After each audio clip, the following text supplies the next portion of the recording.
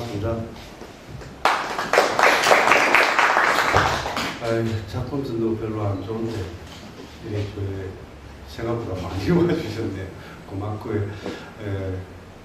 모르겠는데 제가 이 책을 내고 난 다음에 멍한 상태로 지금까지 있습니다. 그래서 이 책 내고 술자리 한 번도 안 했고, 그 다음에 문학 행사도 사실은 오늘 처음입니다. 할 말도 많고 또 할 말도 별로 없고, 그래도 제가 존경하는 한국인 선생님께서 같이 대담으로 해주셔서 영광입니다. 예리한 질문이나 이런 것들은 선생님이 아마 잘해주실 것 같고, 저는 변명 정도가 되지 않을까 싶습니다. 그래도 유익한 시간 됐으면 좋겠습니다.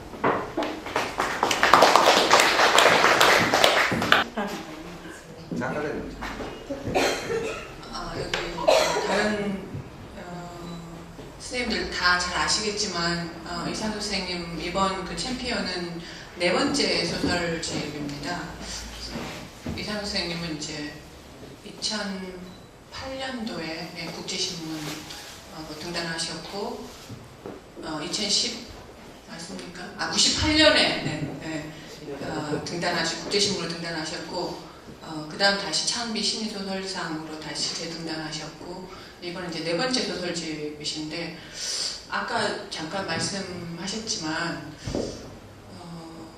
전에 그 이전 그 소협 그 행사가 있어서 그 이사의 이 작품집이 나온 이후로 처음 이제 이상 선생님 뵀어요. 한 달쯤 후에.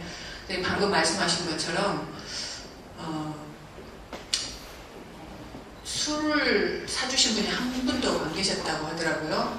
그래서 그동안 어떻게 지내셨냐고 했더니 그때도 그 작품집 발간 이후에 처음 나왔다고 이렇게 말씀하셨고 제가 깜짝 놀라면서 아니 저 축하한다고 술을 사주시는 분이 한 분도 없으셨냐 그랬더니 없었다고 그렇게 말씀을 하셨고 그래서 그때 이제 그런 말씀하셨어요. 뭐 4번째 소설집인데 이렇게 말씀을 하셔서 그 선생님한테는 이제 좀 들어가는 말로 이 4번째 소설집을 내는 어떤 그러면 이렇게 담담해질 수 있는지 그 전체적으로 자기 뭔가 본인의 작품 세계에 대해서 기본적으로 전체적인 소회가 어떤지 한번 더 말씀해 주시면 그렇게 일단 말문을 열겠습니다. 저건 조금 이따 선생님 말씀하셔요.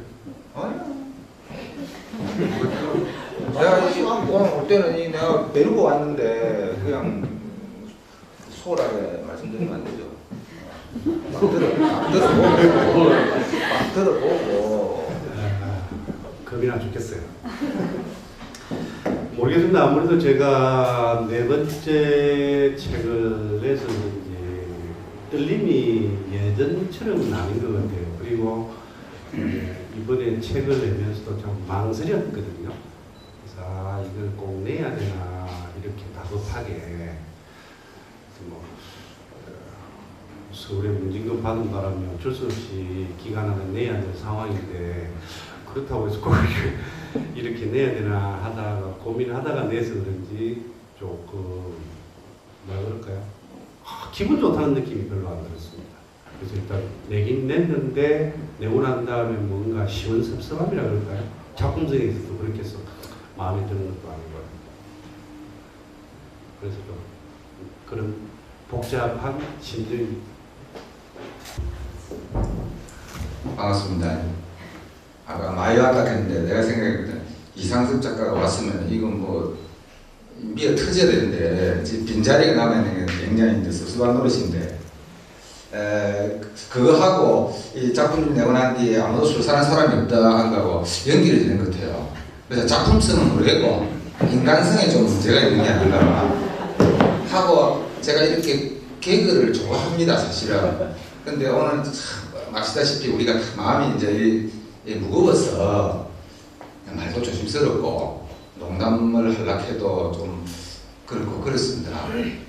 이상섭 작가하고는 이제 꽤 오랜 인연이죠, 그죠?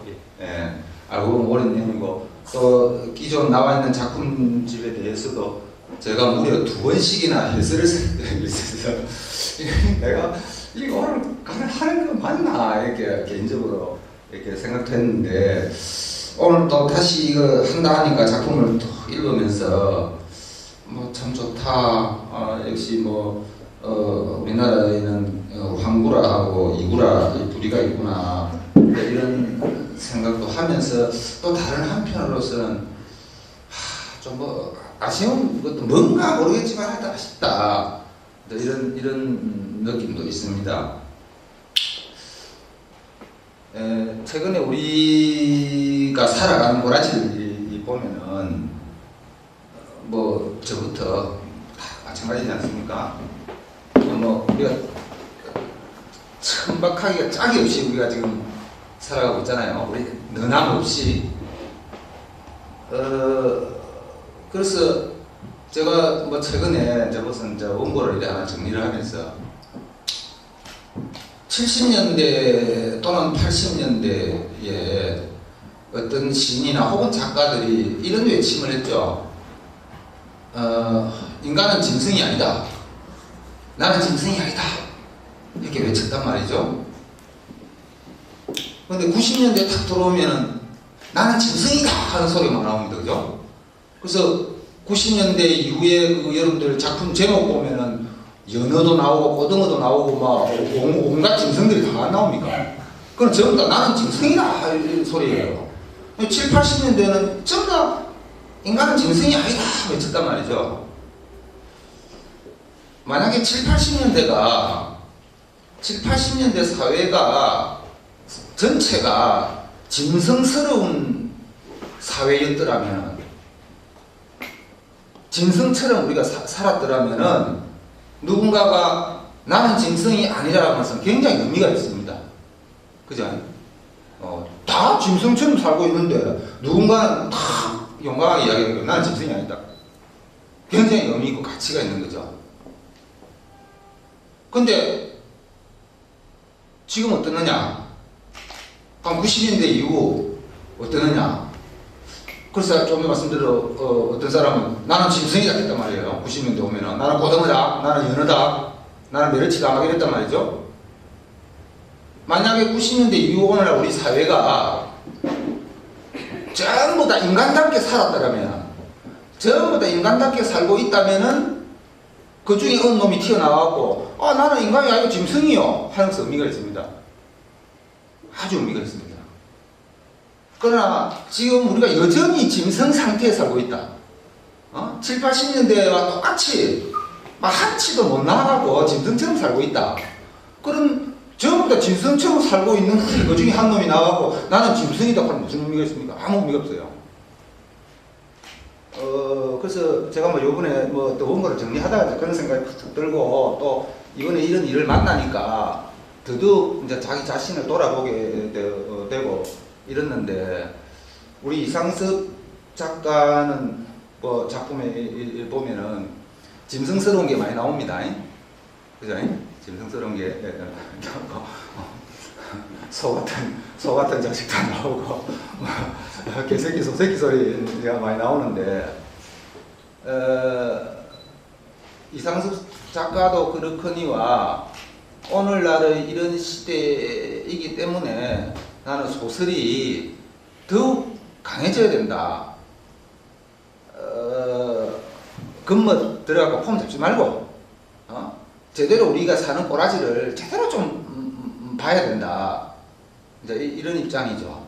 이런 입장에서 뭐 그동안 내가 뭐 주로 뭐 이런 입장에서 봐왔지만은 그래서 이상섭 생 작품도 이제 이런 그 맥락에서 놓여 있다고 봅니다.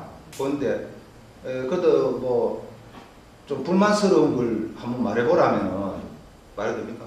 예. 제가 이제 그동안 이제 소설론도 이렇게 쭉 대학에서 이제 강의를 해왔는데 예를 들자면 여기에 수록된 작품 거의 대다수가 첫머리 소설의 첫 대가리 탁 펼치 첫 단락을 탁 읽어보면은 아주 그 입말에 가까운 구어적인 어떤 표현으로 나옵니다. 그죠? 바로 말걸기 형태로 나오거나 이래 나오죠. 그리고 우리가 이제 창작론 같은 데서 이제 정통 그 작품에서 흔히 이야기할 때 서론 부분에서는 뭡니까 배경이 등장하고 등장인물이 소개가 되고 어쩌고 저쩌고 제가 이런 원론을 따지자는 게 아니고 이게 수록되어 있는 모든 작품들이 다 그런 식으로 되어 있어요. 그러니까 이게 그러다 거기다가 작품에 쭉 읽어보면은 작중인물들의 대화와 그 어떤 지문이 경계가 없이 한 단락 안에 막 섞여가 있습니다. 섞여가 있는데 이거는 작품상의 문제일 수도 있는데 이제 여러 가지 생각을 하게 해요. 우리같이 이제 조금 직업적으로 책 읽는 사람한테는 재미가 없죠. 그리고 우리처럼 읽으면 소설이 참 재미가 없는데 이때 읽다 보면 그래서 이제 말하자면은 작품의 우리가 시공간적 배경이 크게 작동 안 한다는 거죠. 그러니까 어떤 배경이 어떤 시간이나 장소가 갖는 배경이 인물의 의식이나 행동에 대해서 규정력을 가질 수가 있는데 그런 규정력이 굉장히 약화돼요. 인물이 내뱉는 대사 혹은 서술자의 어떤 은술 행위, 말하기 행위, 텔링 자체가 굉장히 비중이 커지는 거죠. 그래서 이게 요즘 시중에서 스토리텔링 해갖고 이런 식으로 해서 이게 대단하다고 이야기를 하는 와중에서 이렇게 이 정도 입담을 갖추는 것이 맞다 생각이 들면서도 너무 일방적으로 서술자의 그런 그 화술 거기에만 매달려 있으니까 인물이 놓여 있는 환경이나 배경이 갖는 어떤 힘이 좀 약화되지 않는가. 그래서 얼핏 보면은 굉장히 삶의 밑바닥까지 쫙 내려간 소설 같은데 어떤 면에서는 보면은 작중 인물들의 의식이라든가 이런 다르게 말하면은 관념성이 있다는 거죠. 관념성. 제가 이 이상석 소설이 관념적이다 하면 대부분 독자들이 아닌데 이러실지 모르겠어요. 근데 제가 볼 때는 관념으로 흐를 가능성이 굉장히 크다. 이것이 이전 소설과 좀 다른 점이라고 말할 수도 있고 혹은 이상섭 소설가가 앞으로 직면하게 될 어떤 어려움이지도 않을까요? 하고 제가 묻고 싶은 겁니다. 제가 말을 길게 죄송해요. 네, 선생님이 지적하신 게 가장 핵심은 그런 것 같아요. 치열한 현실 인식이라든지 그런 것이 밑에 녹아 있어야 되는데 그것보다는 입말이 성하거나 이런 게 보이는 것 같다. 저도 그렇게 생각을 합니다. 제가 아무래도 이걸 구체적 경험 없이 상상력으로만 하고 제가 어떤 예를 들어서 주인공이 처한 어떤 바다속 삶이라 그런다 그러면 실제 어부가 되어본 어떤 경험 사례 같은 게 있으면 좀 더 현실에 밀접할 수 있고 그 밑바닥까지 가서 그 사람들의 생생한 삶을 리얼하게 보여줄 수가 있는데 그렇지 못한 것들 제가 알고 있는 비상적인 어떤 것들을 소재로 삼아서 소설을 쓰다 보니까 깊이 있게 그 밑바닥까지 들어가지 못했다는 것은 결국 주제의식이라는 이런 게 약하다는 얘기겠죠. 그죠? 그래서 그건 제가 안 그래도 고민하고 있는 사안이고요. 그리고 아무래도 제가 자꾸 입말이 성하다 보니까 대화가 많이 나오고 해서 어쩔 수 없이 서술 지문 속의 대화를 녹여내면 오히려 그 소설의 형식이 안정감이 있기 때문에 일부러 그렇게 했었는데 모르겠습니다. 그게 제 장점이라고 생각을 해서 그걸 살리려고 했었는데 주제의식이 약한 거는 좀 인정을 해야 될 상황인 것 같고요. 좀 더 치열하게 현실을 파고들려 그러면 제가 더 공부를 해야 되지 않을까. 그리고 약한 게 아무래도 소설에서는 심리 묘사라든지 그렇죠. 좀 철학적인 어떤 사고 같은 거 많은 공부를 더 해야 좀 더 심오한 어떤 주제를 담아내거나 생각을 많이 하게끔 독자들에게 그런 소설이 나오지 않을까 싶습니다. 아니, 그 작가가 너무 이 평론가 선생님 지적을 너무 수용하고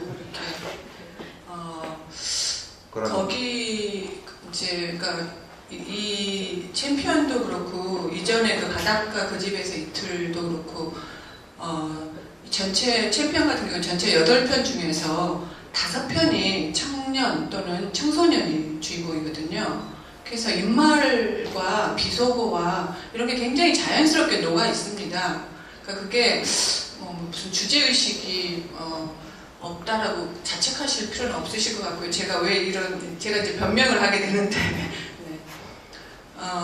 그러니까 청년, 그러니까 이 전체 가령 이제 챔피언 같은 경우 8편이 있는데 이제 3편이 그 기성세대 어른이 주인공이고요. 나머지 5편은 그 청년 또는 고등학생 이렇게 주인공입니다. 그래서 그들이 정말 지금 현재 살아가고 있는 그들의 삶을 보여주는 가장 그 정교한 장치일 수도 있거든요. 이제 그들이 사용하는 인말과 비속어와 사실은 이제 저도 학교에 있고 선생님도 이제 고등학생들 주위에 계시니까 사실은 소설에 드러나는 것보다 지금 현대 고등학생, 대학생들이 훨씬 더 비속어를 많이 씁니다. 근데 오히려 이 소설은 굉장히 얌전하다고 저는 오히려 읽었고요. 이상우 선생님의 이제 장점 중에 하나가 그러한 주인공들을 내세움으로써 이 소설 문체를 가독성 있게 굉장히 쉽게 익히거든요. 그래서 몰입도가 굉장히 쉽게 첫 문장부터 쉽게 이렇게 형성이 됩니다. 그거는 큰 장점이라고 보여지고요. 가령 이제 나머지 3편 같은 경우도 문장이 이제 짧고 하긴 하지만 그것도 약간 분위기가 다르거든요. 그 어른들이 주인공일 경우. 이제 여기에서 청년들과 이제 청소년들이 주인공으로 나왔을 경우는 대체적으로 이들이 갖고 있는 문제는 이제 실업에 준하는 상태에 있거나 임시직이거나 그 다음에 대기 발령을 받았거나 이런 문제들을 현실적인 문제들을 안고 있고 그 청소년 같은 경우 아직은 괜찮아에 나오는 그 지선 같은 경우도 가족이 거의 해체되는 상태. 그래서 저는 그런 그 생생한 인말과 그 경쾌한 문장들을 통해서 대신 이제 그들의 현실을 드러내긴 했지만 이게 결과적으로 굉장히 독자들은 이들의 현실이 굉장히 심각함에도 불구하고 그 심각성을 못 느낀다는 거죠. 그 문체가 너무 경쾌하고 이들이 왔다 갔다 하는 그 대화들이 생동감이 있기 때문에 그러니까 이 청년과 청소년들이 주인공이 된 게 경쾌한 이유 중에 또 하나는 그 기성세대가 주인공인 그 다른 3편과 달리 이들의 주위에는 항상 애인이라든지 형이라든지 그 다음에 짝패 같은 인물들이 늘 등장하고 그러니까 그렇게 절망적인 상황과 불안한 현실 속에 있으면서도 항상 대화를 서로 주고받고 하거든요. 끊임없이 티격태격하고 애인이라든지 형이라든지 친구라든지 단짝이라든지 늘 있습니다. 그래서 오히려 이제 그런 존재들로 인해서 이 독자들이 그들의 상황을 좀 덜 암울하게 느끼는 게 아닌가 그런 생각이 들고요. 그 나머지 이제 3편 같은 경우는 조금 더 이제 비슷한 상황을 그리고 있지만 이제 그런 서로 의견을 교환하고 이렇게 절망을 나누고 하는 그런 짝패 같은 인물들이 없습니다. 그래서 그 작품 내에서는 분위기가 확실히 달라진다고 이제 생각이 드는 경쾌한 인말이라든지 비속어가 자연스럽게 사용되었다 이렇게 생각이 들었습니다. 근데 이제 작가한테 질문을 하고 싶은 거는 이 청소년들의 이제 삶을 이렇게 분위기가 경쾌하다 보니까 이들이 굉장히 지금 현실은 암울한데도 낙관적으로 그들의 미래가 굉장히 낙관적으로 그려지는 경향이 있거든요. 어떤 경우는 굉장히 가령 아직은 괜찮아 같은 답변 같은 경우 이 지선이 처해 있는 그 상황 이런 것들이 굉장히 힘든데도 결말 부분에서 갑자기 이제 봉합을 하면서 그 시내라든지 시내와 여태 척을 지고 있다가 갑자기 결말 부분에서 이제 화해를 하게 되고 그다음에 지선의 상황이 암울한데도 이제 그런 그러니까 결론을 성급하게 낙관적으로 독자에게 안내하는 이런 경향도 있는 것 같습니다. 네. 그 점에 대해서 한번 예, 아유 깊이 있게 읽어주셨는데 제가 저기 황문 선생님 의견에 동의하는 건 제가 8편의 소설을 쓰면서 소설이 뭐라 그럴까 구성이라든지 이런 면에서 보면 똑같은 어떤 것이 반복된다는 거 저도 공감하고 있거든요. 그 다음에 시공간성이라든지 이런 어떤 깊이 있는 이야기를 다루려고 그러면 이런 것들이 조금 부족하다 했기 때문에 저도 이제 알고 있기 때문에 이런 걸 좀 보완해야 된다는 느낌이 있었기 때문에 동의를 했었고요. 네. 아직은 괜찮아 같은 경우에는 이건 사실은 청소년 잡지 푸른 걸터 부산에서 나오는 청탁이 들어오는 바람에 고등학생을 대상으로 해서 한번 써달라 해서 학생이 주인공이 됐어요.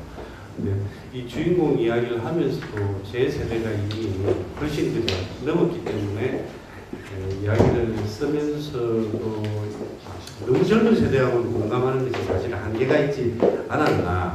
그리고 아무래도 그 소설이 청소년 소설은 너무 어두운 결말로 가기를 좀 못하기 때문에 친구하고 조금 잠 좀 줄여가지고 조금 이야기 좀 더 해봐야 되겠다는 조금 그런 어떤 각성으로 끝이 났었어요. 그래서 이 작품은 사실 제가 그렇게 만족스러워하는 작품은 사실은 빼고 싶었었거든요. 그랬기 때문에 여기에 대해서 지적하시는 것에 대해서도 성급했을 수도 있겠구나. 제가 네. 이 어떤 이상섭 작가 특유의 문체라든지 또 그게 작품에 얼마나 자연스럽게 서로 이 캐릭터를 형상화하면서 자연스럽게 이게 동원되고 있나 이걸 문제 삼는 건 아니거든요. 네. 오히려 너무 자연스럽기 때문에 문제다. 오히려 역설적이지만은 너무 자연스러운 게 이상하다는 생각도 들어요. 다 우리가 아주 원론적인 얘기지만은 TV 드라마든 영화에든 인물이 내뱉는 대사 그 작가 손에서 다 걸러진 거죠. 우리가 일상생활에서 낮에 친구들 만나고 수다 떨면서 밥 먹으면서 하는 식으로 대사 치는 사람 누가 있습니까? 아무도 없잖아요. 그러니까 너무 아주 자연스럽다고 해서 그게 반드시 형상화의 어떤 성공을 한다는 보장은 없다고 저는 보거든요. 그래서 제가 이제 말하고 싶은 거는 선생님이 사실은 말씀을 하셨어요. 그래서 제가 이제 그런 게 인물과 이런 어떤 대사나 이런 것이 서로 부조화스럽다가 아니고 그건 너무 잘 돼 있어요. 그래서 한구라 다음에 이구라라는 한구라 다음도 아니고 한구라와 맞짱을 뜰 수 있는 이구라다 이렇게 생각하고 있어요. 있는데 선생님이 지적하신 대로 그렇게 우리가 서술자나 인물의 말발에 홀려가지고 쭉 그냥 읽다 보고 가면은 뜬금없이 어떤 화해적인 어떤 그런 게 나온단 말이죠.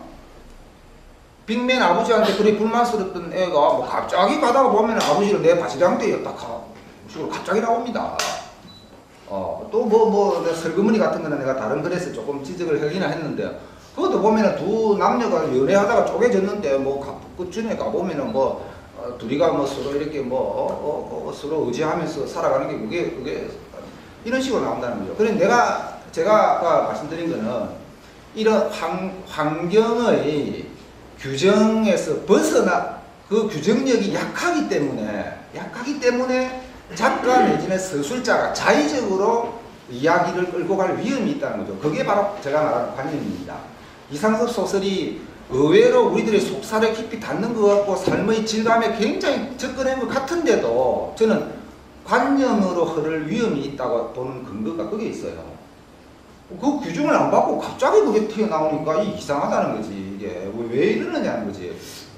관념이라고 표현할 수도 있지만 저는 낭만성이라고도 보여지는데요. 그러니까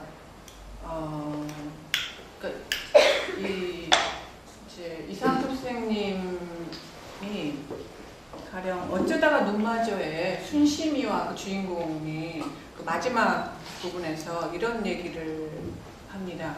그러니까 우리에게 낭만이 없다면 인생이 얼마나 뭐 재미가 없을 것인가 이런 대목이 나오거든요. 네. 그래서 선생님 자체가 어떤 팍팍한 현실의 조건을 뛰어넘는 그 뭔가를 이렇게 희구하고 계시는 게 아닌가 이런 생각이 들고 그게 어느 정도 이제 낙관주의로 흐르면서 이제 선생님 말씀하시는 그런 관념성 같은 걸로 이어지는 게 아닌가 그런 생각이 듭니다. 그러니까 굉장히 아주 고단한 현실을 다루면서도 그 현실이 전혀 독자에게 고단해 보이지가 않고 절망스러워 보이지도 않고 거기에는 이제 결론 부분에 가서 늘 이제 희망적으로 끝나거든요.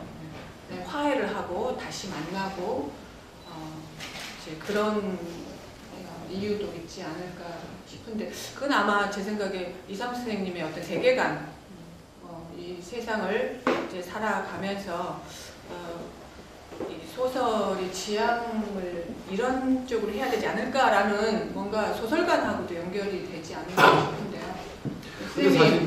근데 사실 저는 사실 이 소설을 쓰면서 가능하면 이쪽 행복한 결말의 해피엔딩이나 조금 좋게 끝나는 그걸 안 하려고 애를 써요.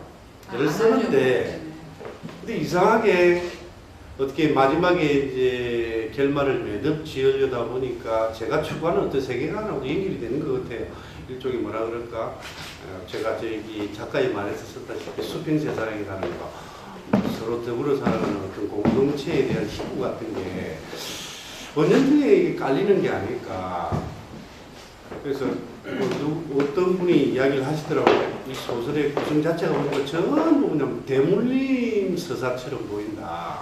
그래서 앞에 결말이 끝에 막 또 나오는데 물론 뭐 앞에 나오는 거 끝에 나오는 게 조금 다르긴 하는데 어떤 저기 각성되거나 극복되는 어떤 상황 장면이 똑같이 첫 장면하고 비슷하게 끝이 난다는 이런 것도 이야기 들었거든요. 그래서 뭔가 조금 각성하는 어떤 이런 걸 조금이라도 달라진 걸 조금 보여줘야 되는데 그런 것들을 보여주는 것들이 아마 풀어내면서 제가 잘 못 풀어낸 건지 전부 따뜻하다 결말이 낭만적이다 소설 쓰다 보니까 뭐 저기 재밌으려 하니까 여자가 등장하고 뭐 그랬는데 저는 뭐 세계관에 대해서 저는 말하고 별로 싶지가 않거든요. 그거는 뭐 각자 뭐 세계관 뭐 나름대로 있으니까 뭐 그거는데 근데 이제 예를 들자면은 우리가 그 황원덕 선생님께서 뭐 낭만적인 뭐 여기 있네요. 낭만마저 이루면 우리 인생이 너무 슬퍼지잖아. 이런 인물 대사가 있는데 그게 꼭 선생님 생각이신 것 같아요. 그래 하여튼 그걸 뭐 낭만적 세계관 이쯤 뭐 수평 세상을 꿈꾸는 근데 뭐 그건 좋습니다. 그런 세계관을 갖는다는 것에 대해서 내가 문제를 제기하는 건 아니에요. 근데 제가 좀 더 궁금해지는 거는 뭐냐면 낭만이 뭔데? 도대체 뭐 낭만의 대하여라는 가사도 있습니다만 노래말도 있습니다만 도대체 우리가 이해하고 있는 낭만이 뭐냐? 뭘 낭만이라 하는 건가 도대체? 거기에 대해서 좀 우리 문단이 진지하게 반성해 본 적이 있는가? 20, 30년대, 1910, 20년대 우리나라 뭐 낭만파 시인께서는 그 낭만을 말하는 건지 도대체 이해가 잘 안 되는 거죠. 우리가 뭐 문예사조로서 낭만주의나 뭐 낭만파를 이야기한다 하더라도 유럽의 그 낭만주의가 나라마다 다 다릅니다. 프랑스 낭만주의, 영국 낭만주의, 독일 낭만주의 다 다르잖아요. 그럼 도대체 우리가 말하는 낭만은 무슨 낭만이냐? 뭔 낭만인데 도대체 이런 이야기를 하느냐 하는 거죠. 그러니까 우리만 그런 게 아니고 다들 그렇다고도 제가 어디서 뭐 봤어요. 그러니까 낭만에 대한 우리가 왜곡된 이해가 굉장히 많아요. 그게 뭐 워즈워드나 이런 사람을 이제 우리가 듣는데 그 워즈워드의 시도, 낭만 시도 굉장히 오해되고 있는 측면이 많다고 그럽니다. 제가 그 분야는 뭐 제 전공이 아니니까 몰라서 그러는데 그래서 전에 제가 어떤 논문에서 썼습니다만 여산 선생의 그 뭡니까 그 40년대 그 쓴 소설 그 뭐야 남의 그 교사 시절 쓴 그 보면은 뭐 주인공이 워즈워드의 무슨 시를 읊조리면서 하는 뭐 그게 척대가리에 나와요. 그래서 어떤 연구자가 말이야 이 낭만적인 그 시나 읊으면서 뭐 이러한다. 벌써 이때 요사는 벌써 그 체제에 대한 저항하는 힘을 다 뺏겨버리고 현실 영화 그런 식으로 막 해석을 해놨어요. 그 내가 생각한 게 뭐냐면 그 연구자가 이 사람 도대체 낭만주의를 이 사람은 뭐라고 이해하느냐가 의심스러운 거예요. 워즈워드의 낭만이라고 하는 것도 그 당대에서 워즈워드 씨가 가졌던 그런 혁명적인 힘에 대해서는 전혀 무시해버리고 그냥 현실과 동떨어진 엄풍농을 식으로만 해석을 한 거예요. 그 연구자가. 그래갖고는 그 시를 읊조렸다고 해서 작중인물을 벌써 현실에 대한 일제에 대한 저항을 다 상실하고 뭐 어쩌고저쩌고 그래서 친일로 가는 불가피한 과정이다 이런 식으로 해석을 해놨더라고. 내가 그래서 막 깜짝 놀란 거예요. 이 사람이 도대체 왜 이렇게 텍스트를 이렇게 읽느냐 도대체 그렇게 깜깜한 거예요. 그래서 뭐 안에 뭐 그걸 누군가 어떤 이상섭 작가의 세계관을 낭만적 세계관 하는 거 좋다 이 말이에요. 그 세계관 자체를 내가 문제 삼다는 게 아니고 그 낭만이 무슨 뜻으로의 낭만이냐 하는 것이 저는 그걸 하기 위해서는 이 어떤 근데 우리가 소설적으로 말하자면은 이 환경과 인물의 상호 의존 내지는 상호작용이라고 하는 것이 여전히 좀 더 진지하게 다뤄져야 된다. 선생님이 이런 의도는 또 알 수가 있죠. 어떤 작품 거의 대부분 수록된 작품 대부분에 실제로 인물이 직면하고 있는 현실은 굉장히 무겁습니다. 굉장히 무거운 이야기죠, 사실은. 그래서 무거운 이야기를 무겁게 말하기 싫다는 거예요, 작가가. 그거 이해해요. 무거운 이야기지만 그걸 가볍게 이야기하는 그것도 작가 특유의 서술 방식이고 그 나름대로 큰 의미가 있다고 봅니다. 왜냐하면 지난 7, 80년대 우리가 너무 폼 잡으면서 무거운 이야기를 목소리 착 알고 이야기했단 말이죠. 이게 작가는 적어도 나는 그렇게는 쓰기 싫다 하는 그 이야기에 충분히 공감하고 또 지지합니다. 지지하는데 그렇다 하더라도 그런 경쾌함이 여전히 이 물리적인 환경의 규정력 속에 있어야 하지 않을까. 이러면 제가 제 세계관을 또 들으면 되는 것 같은데. 저는 우리 시대 요즘 작가들한테 아쉬운 게 뭐냐면 와, 이 사람들이 전부 다 유신론자가 되느냐.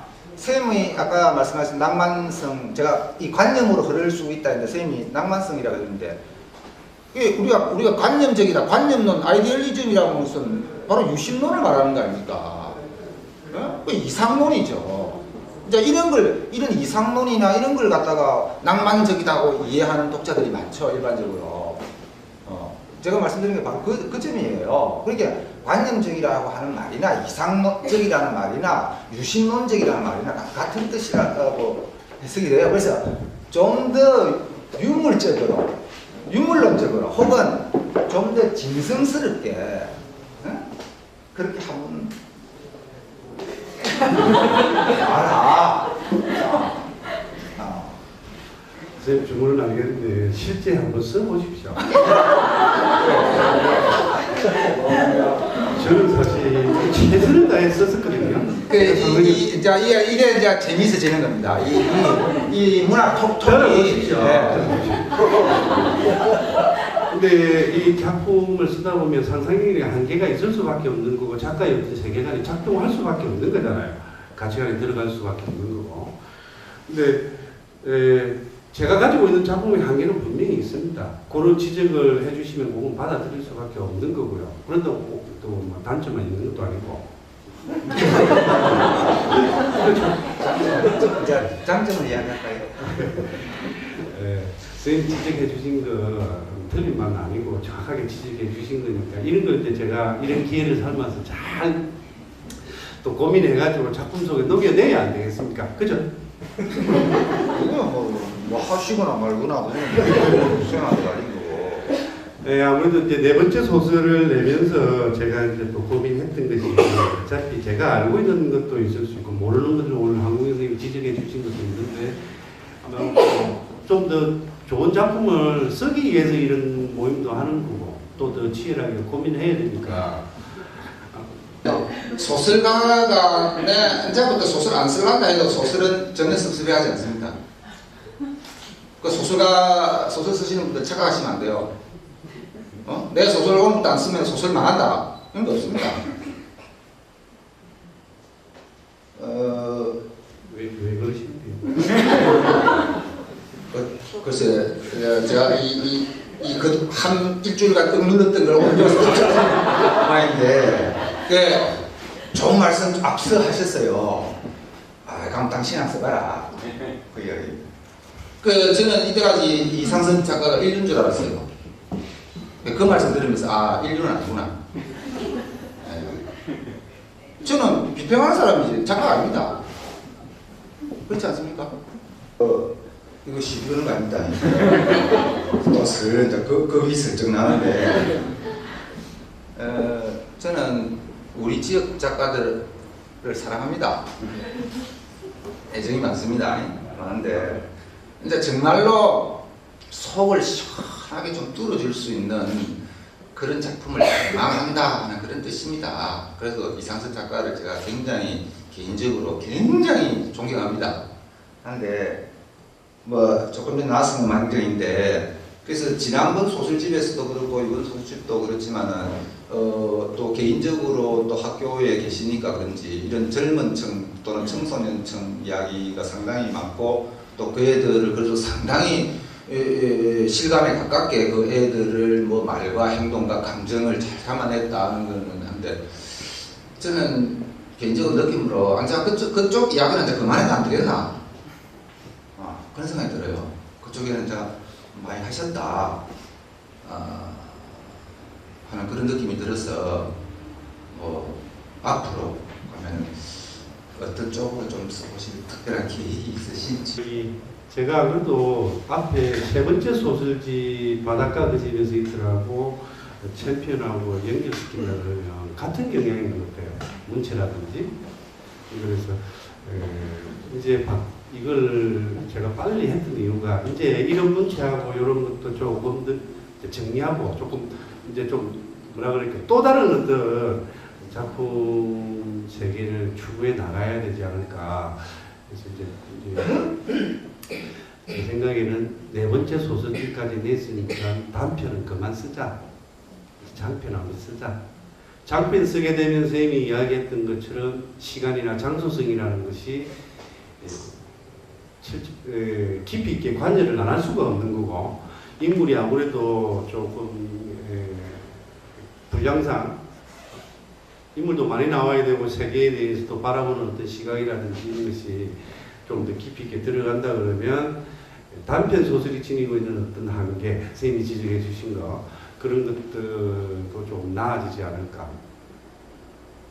이런 작업을 해 나가야 되는데 지금은 멍한 상태인데 어쨌든 네 번째 소설집을 내면서 제가 느꼈던 거, 이제 한 또 작품 시기를 마감을 하고 새롭게 또 다른 어떤 이상적인 소설 세계를 보여줘야 되는 시기가 왔다.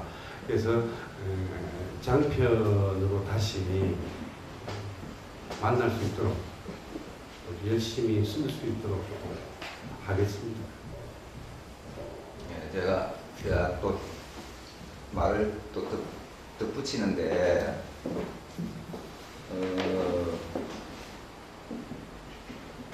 이게 이제 우리가 장소성 요즘 뭐 관심들이 크잖아요, 그죠? 그래서 뭐 요즘 뭐 장소의 지역의 장소나 역사 전설 뭐 등에 근거를 한 뭐 스토리텔링이나 이런 식으로 해서 언론사라든가 이런 군데서 이제 뭐 이렇게 해서 뭐 이야기도 만들어내고 뭐 콘텐츠화하려고 하는데 여기 뭐 지금 우리끼리 모였으니까 제가 드리는 말씀인데 저 개인적으로는 못마땅합니다. 굉장히 못마땅합니다. 이게 제대로 가는 거 맞는가? 과연 정말 제대로 가는 거 맞나? 아니면은 그런데 여기저기 박혀있던 그 몇 개 끌어내가지고 조금 뻥튀기 살붙여가지고 막 대충 이렇게 하자는 거냐? 잘 모르겠어요. 그게 과연 장소성이나 그 장소의 역사성 이런 것을 제대로 담보해낸 거 맞나? 하는 의심이 든다는 거죠, 여전히. 예? 그럼 뭐 새로운 작품에도 일부 그런 게 있습니다. 예컨대 우리가 소박한 향토회 같은 거, 뭐 섬이나 바다 출신이기 때문에 바다를 향한 어떤 그 향수를 갖고 있다, 어쩌고 저쩌고 이런 거 있잖아요. 이런 식의 지역 또는 장소 또는 고향 또는 출신지에 대한 그 애틋한 마음이라고 하는 것은요, 바로 그 인물의 마음에서 나온 겁니다. 내가 관념이라고 자꾸만 강조하는 게 바로 그 부분이에요. 그게 관념이라는 거예요. 그거는 실제 장소랑 아무 관계없다는 겁니다. 실제 그 장소가 민주주의 국가가 되든 공산주의 국가가 되든 무슨 전제주의 국가가 되든 뭔가 관계없이 그 인물은 그 장소 출신지 장소에 대해서 애틋한 마음을 품는 거예요. 그런 식 의미의 장소회라고 하는 것은 실제 우리들이 구체적으로 몸담고 있는 그 당대의 사회 현실이나 정치 경제하고는 아무 관계 없는 겁니다. 아무 관계 없어요, 그거. 그렇잖아요. 지금 이북에서 오신 분들, 올라가시는 그 이산가족분들, 고향에 대해서 끊임없이 그리워하고 가고 싶어 하잖아요. 그건 뭡니까? 그거는 그쪽에 이북이 지금 무슨 어떤 전제 그런 뭐, 어떤 체제라고 하는 거는 하고는 아무 관계 없는 거예요. 아무 관계 없는 겁니다.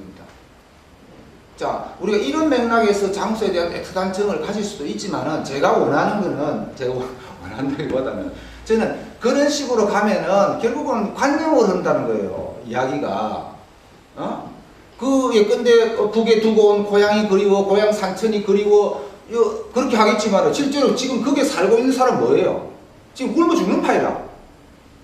굶어 죽고 있단 말이에요, 지금. 근데 여기서는 가고 싶어.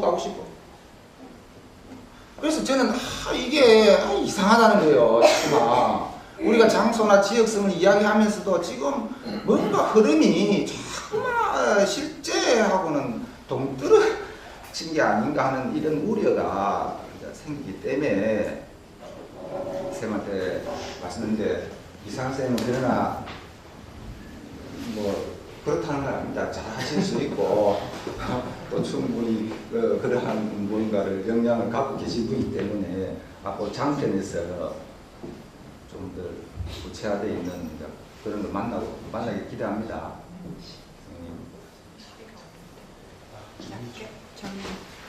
네, 선생님. 좋은, 알겠습니다. 선생님, 어제 혹시 뭐, 치마에 무슨.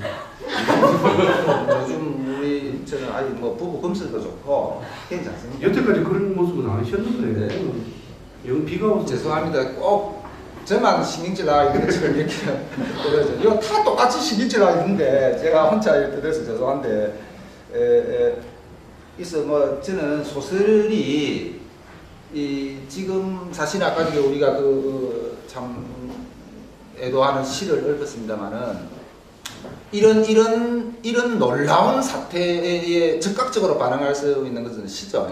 소설은 그에 대응하기 어렵다고 봅니다. 소설은 좀 더 시간이 필요한 거죠. 그리고 이런 사태에 바로 그걸 소설로 담아 쓰겠다 하면은 틀림없이 그 소설 실패합니다. 얼마 안 가서 그런 소설이 잊혀져버려요. 그래서 소설은 좀 더 시간을 갖고 그 사태를 정확하게 이제 보기 위해서는 시간적인 이런 거리가 필요한데, 뭐 시든 소설이든 물론 관계없지만은 뭐 그런 거잖아요. 양측의 아픔을 기록하는 게 문학이잖아요, 그죠? 선생님 한 말씀.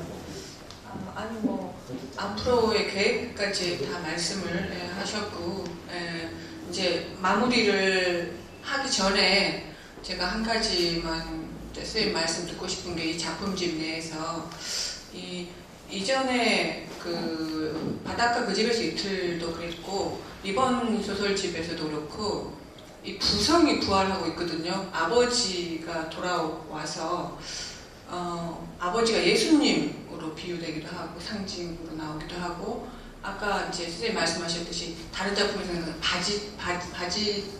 바지랑이 그죠? 네. 바지랑대로 그래서 이 어머니들은 다 어디로 가셨는지 어머니들은 다 사라졌거나 세상을 떠났거나 아이들만 데리고 외국으로 갔거나 뭐 이렇게 그 한 단편에서 어머니가 유일하게 계시는데 거기도 굉장히 미미한 존재로 이게 그 소설 내에서 이렇게 역할을 하시거든요.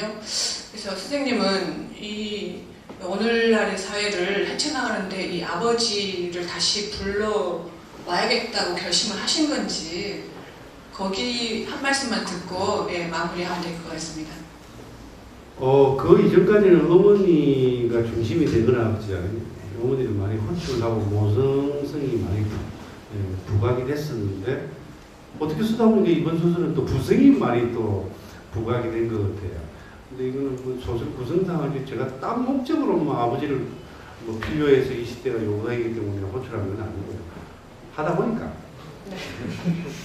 그리고 어떻게 거의 모든 단편에서 똑같이 아버지가 모성이 사라졌습니다. 그래서 한때 아버지가 의미가 있으신지. 그보다는 뭐 한때 뭐 어머니 시대가 있었다 그러면 어머니가 이제 페미니즘 때문에 지금은 또 다시 아버지가 제 역할을 또 해도 되잖아요. 그런 바램을 아니요, 꼭 그런 의도는 아니었었는데 하다 보니까 그렇게 된 것 같아요. 근데 그게 나쁜 건 아니잖아요. 근데 이제 소설 내에서 약간 인과관계 이런 이제 독자 입장에서는 그러한 이 작품에서 과연 아버지가 예수님이었나, 우리 가정 예수님이었나, 바지랑대였나라고 의문을 품게 되는 거죠. 그래서 혹시 그런 아버지들 다시 불러 모아야 된다는 어떤 사명감 이런 걸 가지고 계시는지. 그런 건 없었어요. 네. 선생님이 한 말씀 하시죠. 예. 아이고 저기 시간 관계상 그 좋은 말씀 많이 하실 건데 못한 것 같습니다. 저기 꼼꼼하게 읽으시고 또 좋은 지적을 해주신 우리 한국인 선생님 수고 많은데 박수 한번 주시죠.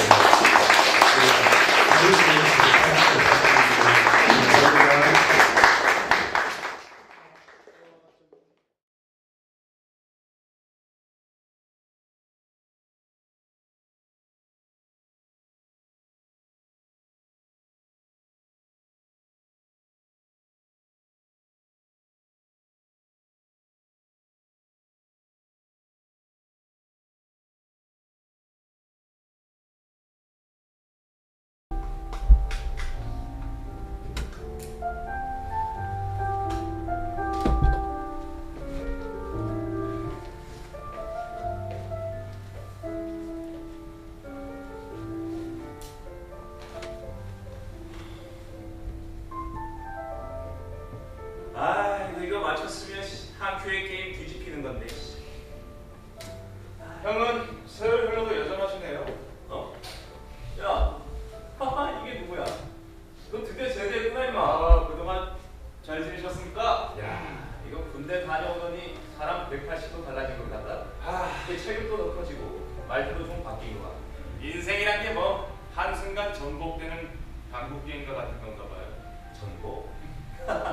야 그거 말된다. 아니 근데 너 지금 입대하던 날이 엊그제 같은데 기억은 나냐? 맞아. 그때 네 옆에 있던 걔 이름이 은희. 그래 맞아. 은희. 은희는 만나봤어? 은희? 전복이지 뭐. 전복?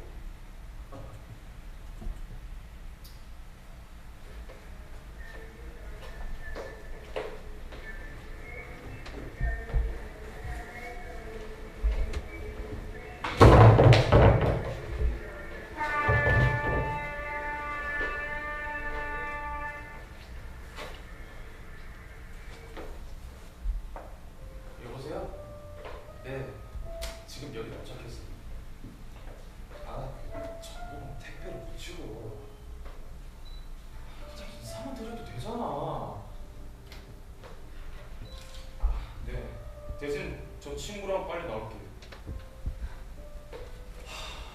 친구들끼리 여행 간다고 말씀드렸잖아요. 빨리 끊어요. 자, 은희야. 야! 이건 약속이 틀리잖아.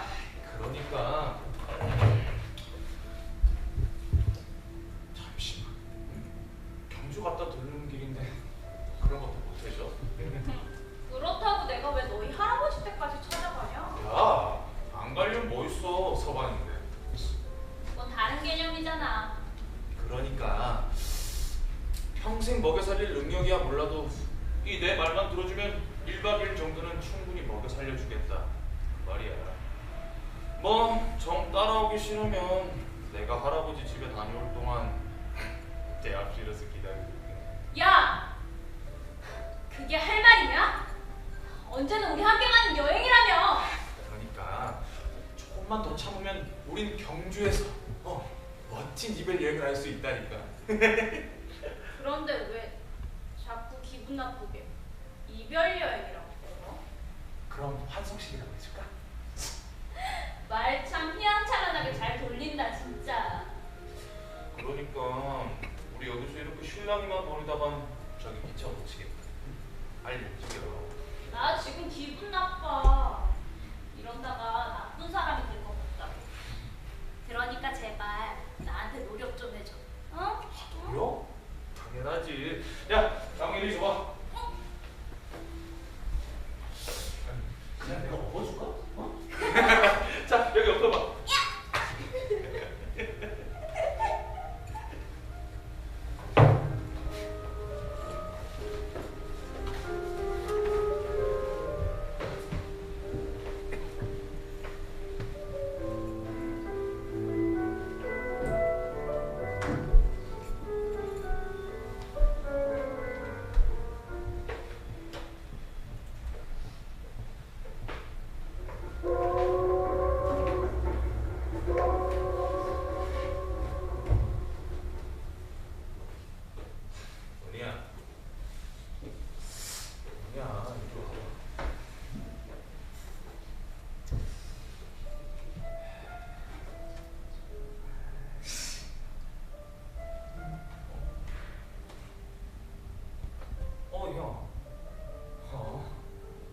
그래, 왜 하필 전복을 사가지고 진짜. 지금 문이랑 나사이도 완전 전복되기.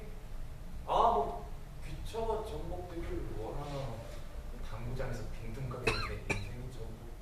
할아버지가 전복을 그렇게 좋아하시나? 형, 무슨 군대 다녀와서 취업 생각해봐야지 뭐. 내가 재주가 뭐가 있다고 그래? 프로임은? 아이고, 군대 가서 진지하게 고민해 볼게. 재능은 바지 속의 거시기와 같은 거.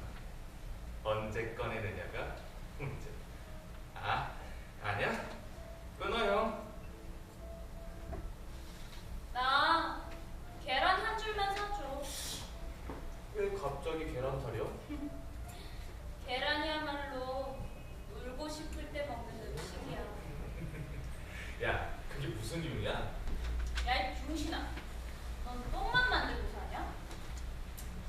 저절로 목매이니까 핑계대기 좋잖아. 야야야, 다 왔다. 빨리.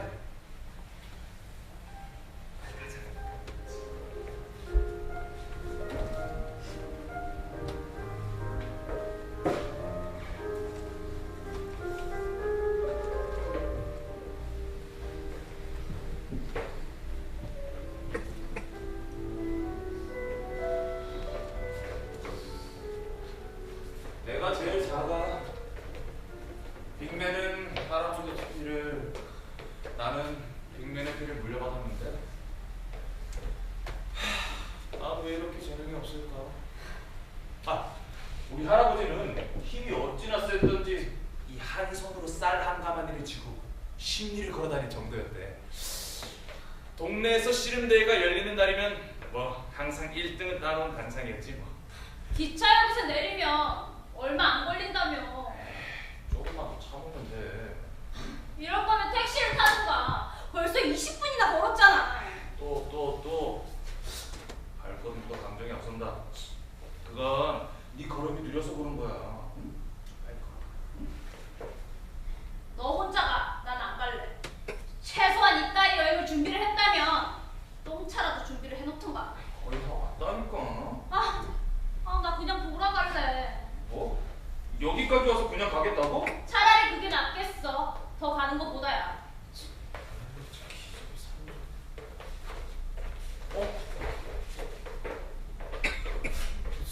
설마 여기까지 와서 그냥 가진 않겠지? 전략적으로 저러는 거겠지? 야, 은희야! 30분 내로 열차 타러 안 오면 여행 취소야. 뭐? 야! 은희야! 빨리 내려! 진짜. 야! 야! 은희야! 은희야! 진짜, 씨.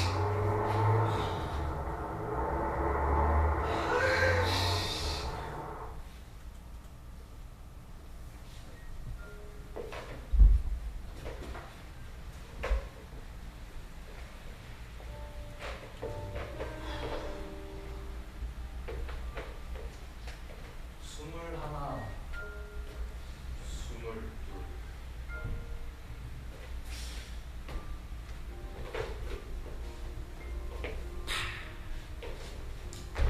강스파이크.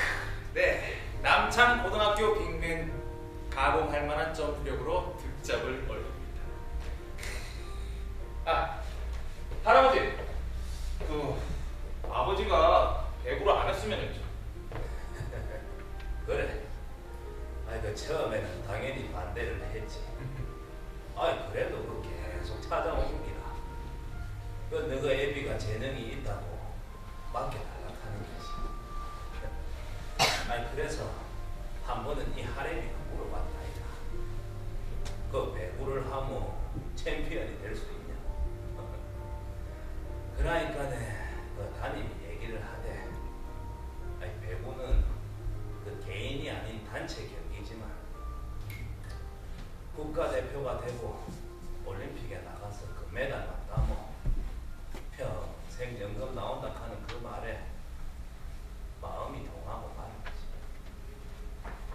자식들 앞가림은 해주는 게 부모 돈이니까 말이야. 저 어릴 때 장난감 총 한번 못 만져봤어요. 엄마가 그러는데 아빠가 총에 맞고 다 죽어갔다고 하더라고요. 총을 맞고 쓰러졌는데 또 진압봉으로 엄청 맞았대요. 그래서 대학교를 광주로 간다 했을 때도 내 반대를 안 했는데, 근데 거기에는 1학년 때부터 주전을 할 수 있다. 그때 그 일이 없었으면 애비는 챔피언,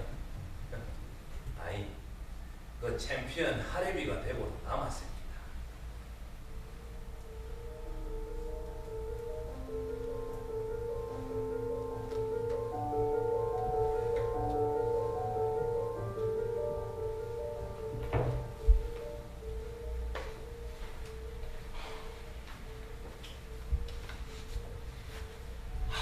머리 올리는 것 때문에 심란해서 그래? 야, 내가 지금 그깟 머리 때문에 이러는 거야? 그럼 뭐야?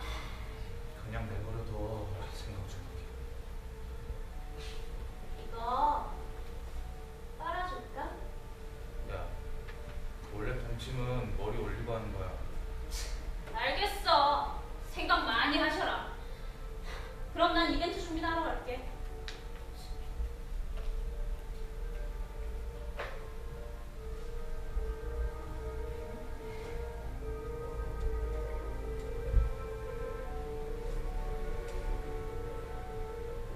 넌 진짜 이상한 놈이야.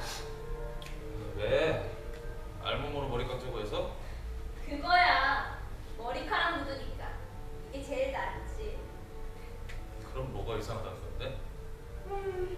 넌 가끔 다른 사람 같아. 넌 생각을 할 때 너무 진지한 경향이 있어. 마치 무언가를 노려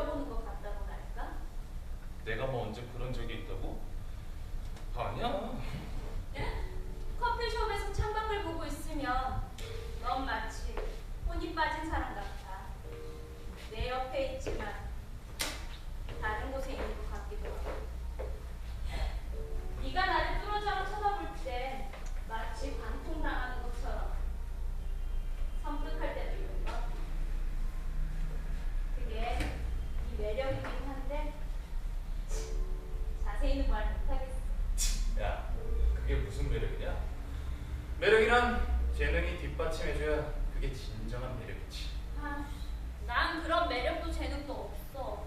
미용 기술은 재능 아니야? 그 헤어 디자이너가 되게 될 땐 또 언제고? 그쪽으로 재능이 있는 줄 알았는데 아니더라고. 요즘은 검은색만 봐도 머리카락 생각나서 미식거린다니까. 그럼 우리 여기서 삭발의식도 못 치르겠네. 아, 그거야.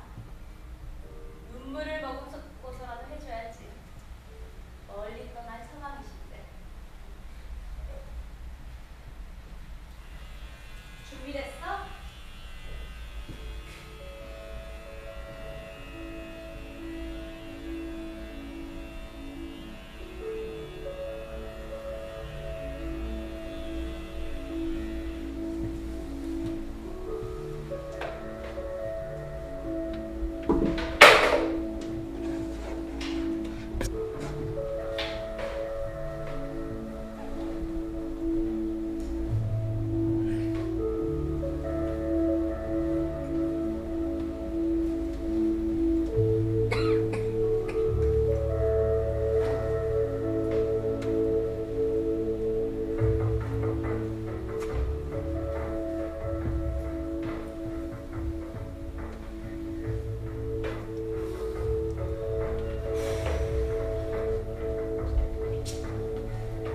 아니 그래서 은희하고 전복은 그렇게 끝이 난 거야?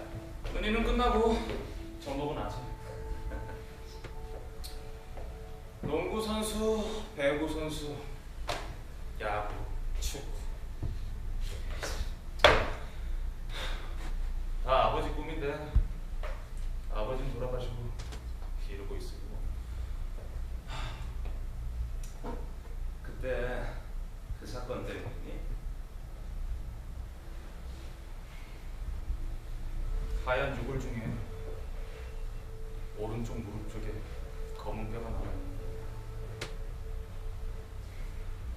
어릴 적 오른쪽 무릎을 쥐며 계란을 먹으며 캑캑거리던 생각이 나고 그날따라 햇살은 왜 이렇게 밝던지 아버지가 그렇게 전복시키고 싶었던 전복. 그나저나 너 생각은 해봤어? 아 이제 네 인생 전복시켜야지. 재능은 바지 속의 거시기와 같은 것 언제 꺼내느냐가 문제다. 야이씨, 그건 또 무슨 거시기 같은 소리냐? 군대 가서 아무리 생각해봤는데 전 아무래도 이 당구보단 사격에 더 재능이 많은 것 같더라고요. 아이고, 그래서 이제 당구 대신 사격으로 전향하시겠다? 지금 막 태릉 선수촌에서 훈련 마치고 오는 길인데요. 뭐? 야, 그럼 너 그 사격 국가대표라는 거야? 아직 최종 선발전은 남아있는데 솔직히 입사부분 태릉만큼은 아직. 아이 참, 야, 그거야 따놓은 당상 아니냐? 네가 뭐 맞추는 거 하나는 일품이잖아. 그럼 내가 보증할게. 그나저나 내 점심은 먹었어? 아니요, 괜찮아. 그러지 마. 이건 제대 기념이 아니라 이 미래의 국가대표를 위해서 이 형이 한턱 쏠 테니까. 그런데 너 뭐 좋아하냐? 그럼 전 계란이 나오는 식당이면 무조건 오케이. 얼른 들어와.